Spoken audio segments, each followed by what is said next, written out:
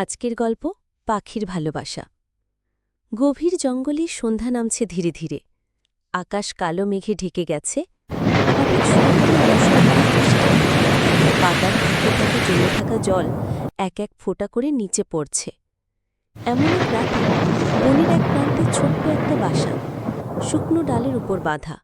সেখানেই থাকত পাখি দম্পতি, ছোট্ট টুকাই আর তার সাথী রিমি।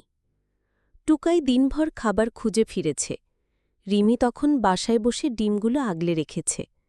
সন্ধে নামতেই বৃষ্টি শুরু হয়, আর রিমির মন কেমন করে ওঠে। টুকাই এখনো ফিরল না, এত বৃষ্টিতেও কোথায়? জঙ্গলের উপরে বজ্রপাতের আলোয় চারদিক চমকে ওঠে। গাছের পাতা নড়ে, জলের ধারা বাড়ে। রিমি ডালপালার কাঁপন উপেক্ষা করে ডিমগুলোকে বুকের নিচে আগলে রাখে। ওদিকে টুকাই তখন এক গাছে আশ্রয় নিয়েছে। ডানায় জল জমেছে, ঠান্ডায় কাঁপছে সে। কিন্তু মন বলছে, রিমি তো একা, আর ডিমগুলো ফিরতেই হবে। সব বিপদ উপেক্ষা করে টুকাই উড়ে যায়। ঝড়ের মুখে ডানা মেলে রিমির কাছে পৌঁছায়। ভেজা, ক্লান্ত, কিন্তু চোখের শান্তি। রিমি চোখ তুলে তাকায়, দু চোখে জল আর আনন্দ একসাথে। তুমি এসেছ?